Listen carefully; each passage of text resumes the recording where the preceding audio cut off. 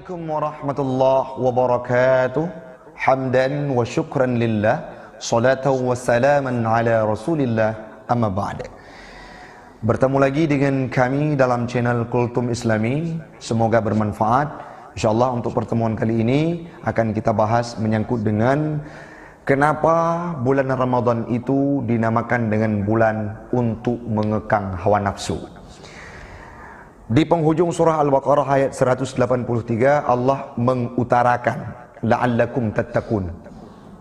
Pasti engkau karena berpuasa akan menjadi pribadi yang bertakwa. Nah, di sini ada hal yang unik yang menjadi pembahasan kita. Kenapa sih seseorang bisa bertakwa dengan sebab puasa bulan Ramadan? Yang pertama, fa innahu yakshiru syahwah.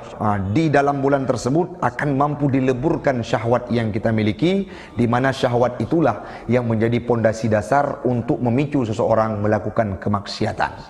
Maka kalau syahwat sudah mampu dileburkan, maka akan dekatlah kita dengan ketakwaan.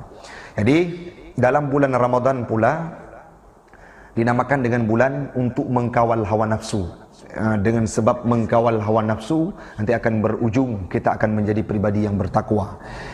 Ada sebuah hadis yang disampaikan oleh Nabi, nanti akan ada korelasinya, di mana Rasul berpesan, ya ma'syaras syabab man istata'a minkumul ba'ah falyatazawwaj fa innahu aghaddu lil basar wa akhfadu lil farj wa man lam yastati' fa alayhi bis sawmi fa innahu lahu wija'un.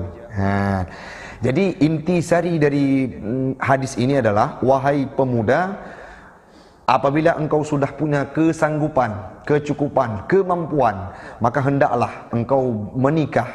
Fa innahu, karena menikah itu akan mampu menundukkan pandangan dan menjaga kemaluan.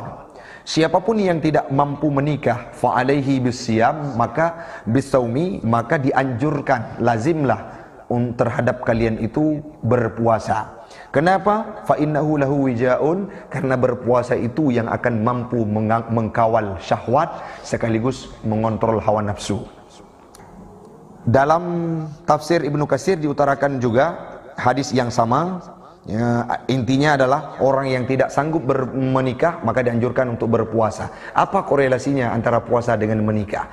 Puasa mengendalikan hawa nafsu.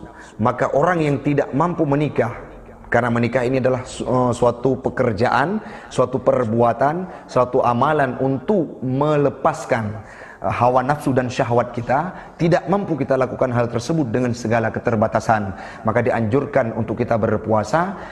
Ketemulah korelasinya dengan berpuasalah akan mampu mengendalikan hawa nafsu. Ada orang yang bertanya, Ustaz, apakah nafsu itu bisa dibunuh? Tidak.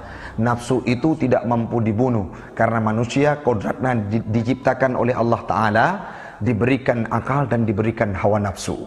Dari nafsu amarah, orang yang berpuasa dengan sebenar-benarnya, menjadilah nafsu tersebut nafsu mutmainnah yang berujung kepada orang-orang yang akan dijadikan oleh Allah sebagai hambanya, yang selanjutnya dimasukkan dalam surga. Maka intisari dari paparan kita hari ini adalah, bulan Ramadan ini adalah bulan yang dikategorikan sebagai bulan untuk mengendalikan hawa nafsu.